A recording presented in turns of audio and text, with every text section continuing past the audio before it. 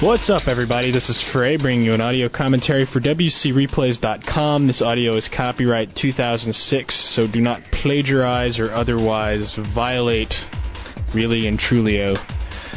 This game is going to be a Fav versus Jout gem. It is Undead versus Orc, which I know I've been hitting a little hard lately, but especially on Lost Temple, you really can't overdo this one because it's probably the hardest matchup that Undead have on the standard tournament kind of maps is Undead versus Orc on Lost Temple. Get it paused at the 2-minute mark and get it going at the 1x speed with, I guess, go ahead and go from the observer's point of view, because you don't need to have, it pays to be able to see what the Orc player's doing. I'm going to probably slow down the action, like make you guys pause and put it at the half speed mark at times. I know that's slightly annoying if you're just trying to kick back and listen to the audio. However, Fav is very much a tactician, and it's the things that he does in the heat of combat that it's not just that he's fast; they're very smart. That the things he does in the heat of combat that make him the star player that he is. Anyway, let's go ahead and get this game unpaused. So we're going to be watching Fav with one of the observer point of views at the 2-minute mark, and in 3, 2, 1, unpause. As I said, Fav went for an early altar build here. He went like altar ziggurat, so that's basically the fastest Death Knight you can possibly make. And what he's going to do is he's going to kind of use his Death Knight to scan the middle of the map and try and see if his opponent is creeping anywhere. Orcs really can get level 3 incredibly fast if they go straight into the center of the map. And a level 3, either a level 3 Farseer or Blade Master is going to be absolute hell on your acolytes. And they're going to have that level 3 if you leave them alone.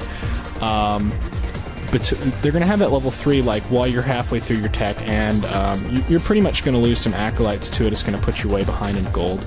Okay, so he wasn't creeping there, so the next lowest likely spot was his expansion. In fact, yeah, that's where Jout was creeping.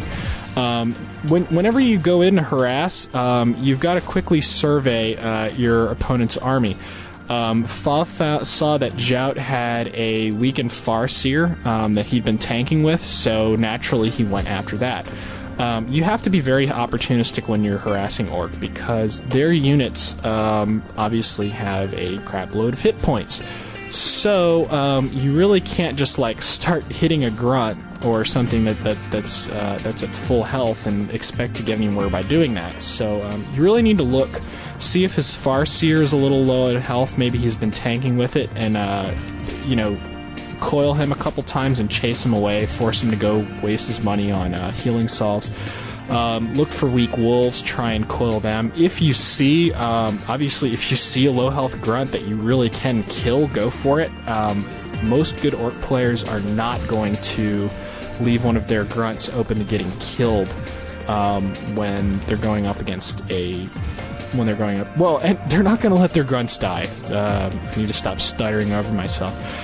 Jout, meanwhile, like I said, Fav chased his Farseer off. He didn't continue to chase the Farseer because Jout was in the process of clearing his expansion. He really wants to stick around by the expansion and make sure the Orc doesn't fast expo, at least without giving him quite a bit of trouble. Jout went ahead and ran his Farseer off and is creeping things in the middle. And you notice he took out that entire camp with just his Farseer and wolves, and I think bringing up a grunt in the rear at the end. So, yeah, Orc are very, very good at creeping the center of this map. And honestly, like, good Orc players that go Farseer are going to be very, very slippery about their creeping. So don't really expect yourself to be able to keep on them the whole time. Just in the early game on Lost Temple, if you choose to go this route, which is some kind of like early altar and get an early Death Knight, which is a very smart choice for Undead. If you choose to go that route early on, you just got to make sure that he doesn't like fast creep the center or fast expand, because if either thing happens, you're not going to have a very easy time winning the game at all. Fav's going base build wise. He actually is fast, super fast teching to tier 3. Which is typically like what you want to do with ghouls versus orc. There's a really nice move here. Watch the battle. Fav manages to get a surround on a grunt, which that guy is amazingly good at getting surrounds, but in general it's a smart idea to try to surround things with ghouls, because otherwise, if you just throw them at your opponent, especially against orc, nothing of his is going to die, because he's going to have plenty of time to run it away.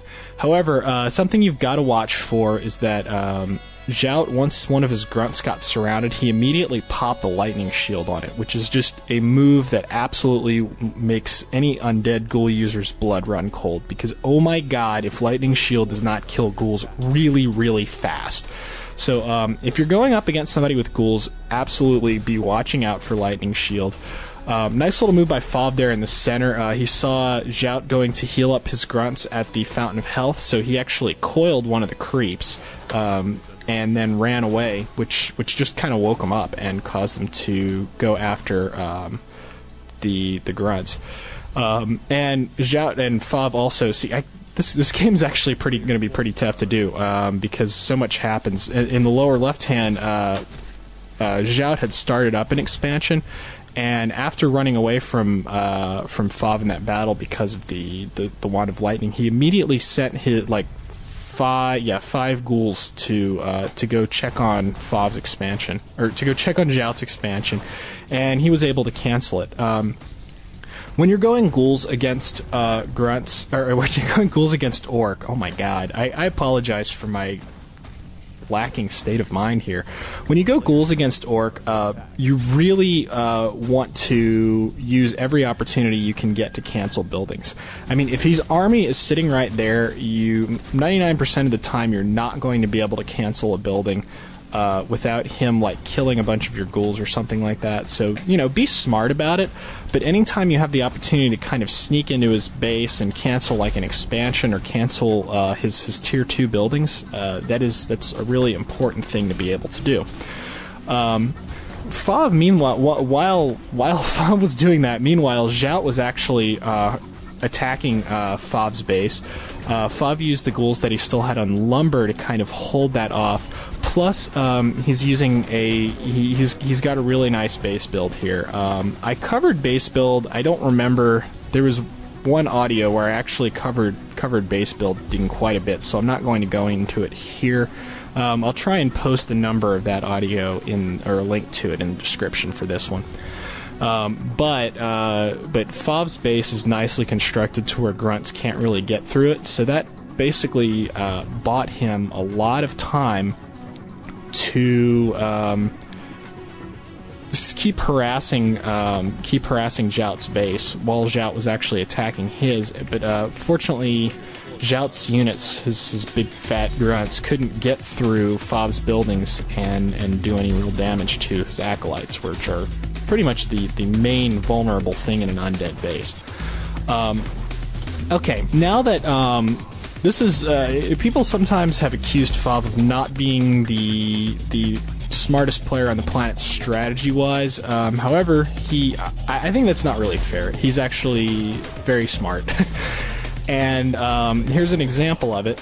He's been doing his harassment and everything, but now Jout has, you know, he's getting tier 2. There's nothing. He's not going to be able to cancel any more buildings, and if Jout really wants to expand at this point, he's starting to get wyverns and everything. Fav isn't going to be able to do a whole lot to him at this point. And whenever you reach that point, really the same thing applies to human when you're going up against human players. When you hit that point where your harassment has run out of steam and you're playing on something like Lost Temple where you can't get across the map very quickly, it's a very good idea to counter expand. Unbeknownst to Fav, actually Jout has chosen not to expand in this case, but basically one way or another, either if Jout expands or Jout doesn't expand, I think Fav is going to be better off if he sets up an expansion for himself. Generally, when you counter expand as undead, you have to use the Skull of Blight, and you have to set up some towers, possibly before you even start building